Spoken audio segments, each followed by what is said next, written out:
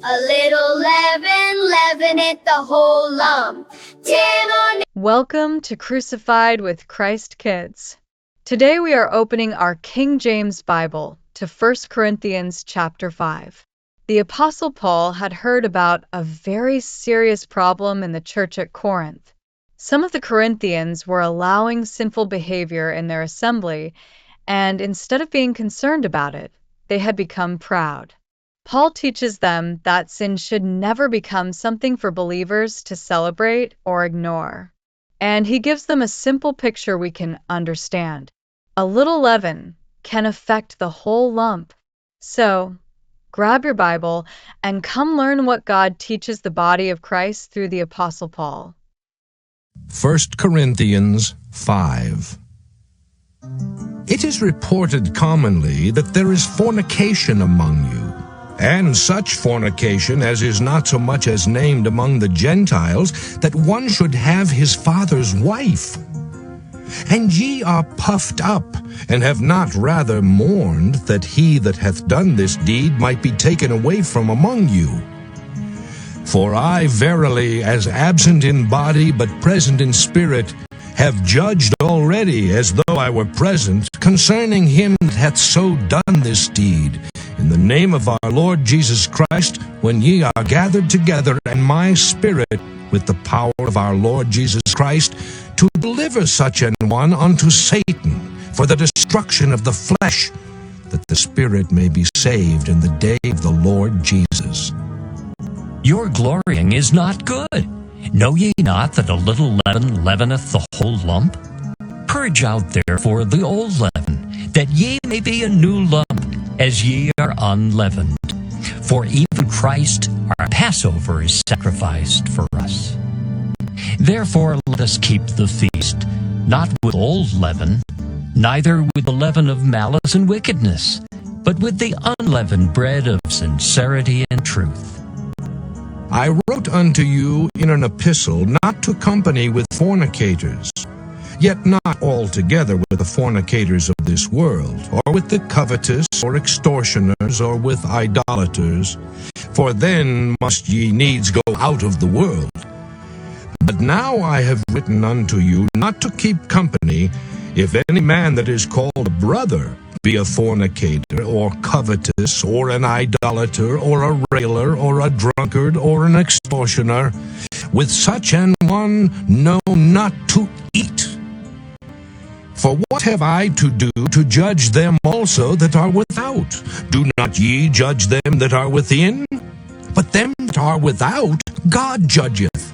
Therefore put away from among yourselves that wicked person. Hello, boys and girls. We are so glad you joined us for another Bible study. Here at Crucified with Christ Kids, we want to learn what the Bible actually says. We also remember that God tells us in 2 Timothy 2 verse 15 to rightly divide the word of truth. That means we need to understand who God is speaking to and what God is doing today. For the body of Christ, we especially learn our doctrine through the letters of the Apostle Paul. Today, Paul is going to teach us something very important about sin, truth, and keeping bad influences from spreading. Paul begins by telling the Corinthians that he had received a report about serious sinful behavior among them. The details involved an adult situation that we do not need to describe in a children's lesson. What is important for us to understand is how the Corinthians responded. Instead of being saddened that serious sin was being accepted among them, Paul said, "And ye are puffed up, and have not rather mourned." To be puffed up means they had become proud. Paul was teaching them, do not brag about sin. Do not pretend serious wrongdoing does not matter. Do not make evil appear good. God wants believers to value what is right and true. Paul was not physically in Corinth, but he gave the assembly clear instructions about how they were to deal with the person who refused to turn away from this wicked behavior. Paul wrote, "In the name of our Lord Jesus Christ, when ye are gathered together." This was not about being mean to someone. It was about protecting the assembly and refusing to approve wicked behavior. Paul even said that this person was to be removed from their fellowship. That teaches us something important. Grace does not mean that sin suddenly becomes good. We are saved by grace, but God still teaches saved people how they should live. Now Paul gives us a fantastic illustration. He says, "Know ye not that a little leaven leaveneth the whole lump?" What is leaven? Leaven is something used in dough that causes it to rise. You only need a small amount, but eventually it affects the whole lump of dough. Paul uses leaven here as a picture of bad influence spreading. Imagine one person saying, "It doesn't matter." Then another person begins thinking the same way. Soon everybody could begin accepting something they once knew was wrong. That is why Paul warned the Corinthians. A little bad influence can spread much farther than we expect. Paul continues, "Purge out therefore the old leaven, that ye may be a new lump." To purge out means to remove something. The Corinthians were not supposed to allow serious, unrepentant wickedness to control their assembly. Paul wanted them to remove the corrupting influence. Notice something very important. Paul was writing to people who were already believers. Their good behavior did not save them.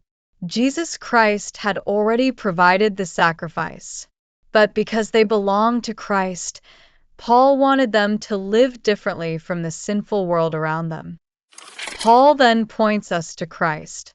For even Christ our Passover is sacrificed for us. Jesus Christ died for our sins. Paul explains the gospel clearly in 1 Corinthians 15 verses 3-4. Christ died for our sins. He was buried, and he rose again the third day. We do not remove our sins by doing good works.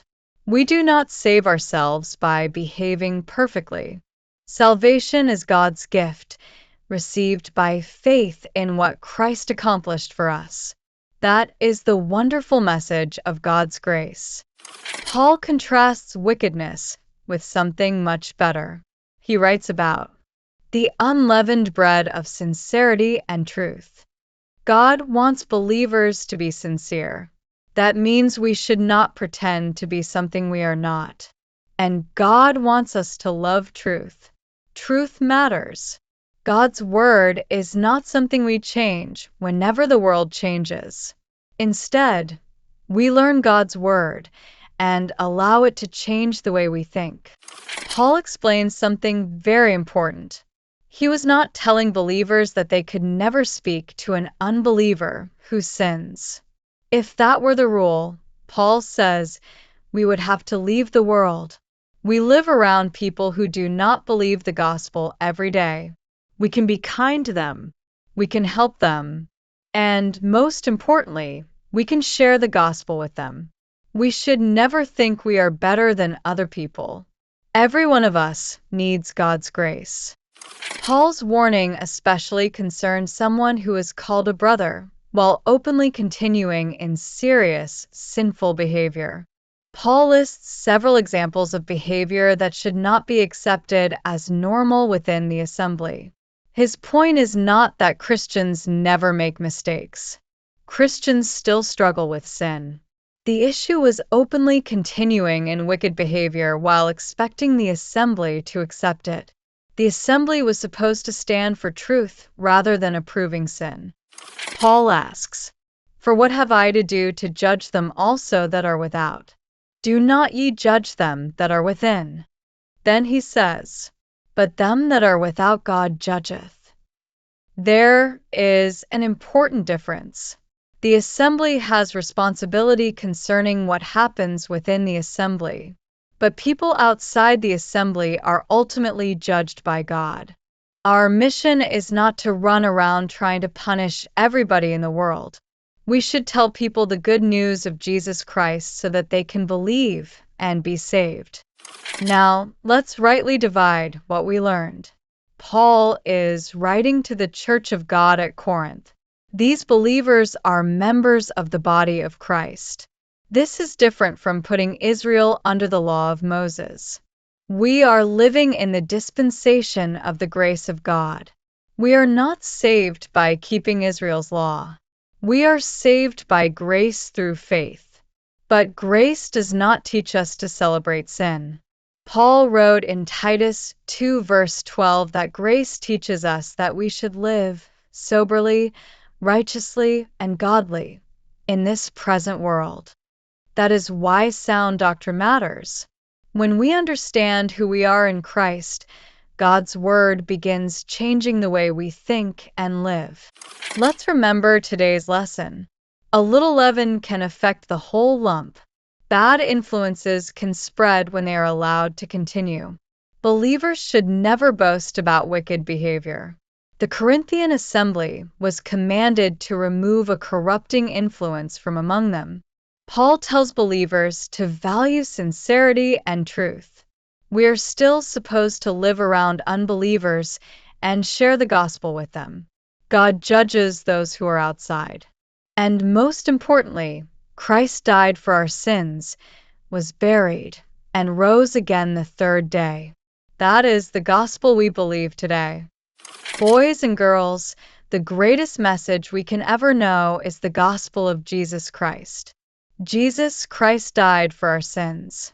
He was buried, and he rose again the third day according to the scriptures. Salvation is not earned by being good enough. Ephesians 2 verses 8 to 9 teaches that salvation is by grace through faith and not of works. Believe what Christ accomplished for you. Our confidence is not in ourselves. Our confidence is in Jesus Christ and his finished work. Thank you for watching Crucified with Christ Kids. We hope today's lesson helped you understand 1 Corinthians chapter 5. Remember, study your Bible. Rightly divide the word of truth. Remember that a little leaven leaveneth the whole lump. Walk in sincerity and truth. And never forget the wonderful gospel of God's grace. Christ died for our sins, he was buried, and he rose again the third day. If you enjoyed our Bible study, you can like, share, and subscribe for more Bible lessons. Until next time, keep reading your King James Bible and keep growing in the knowledge of God's Word. Crucified with Christ.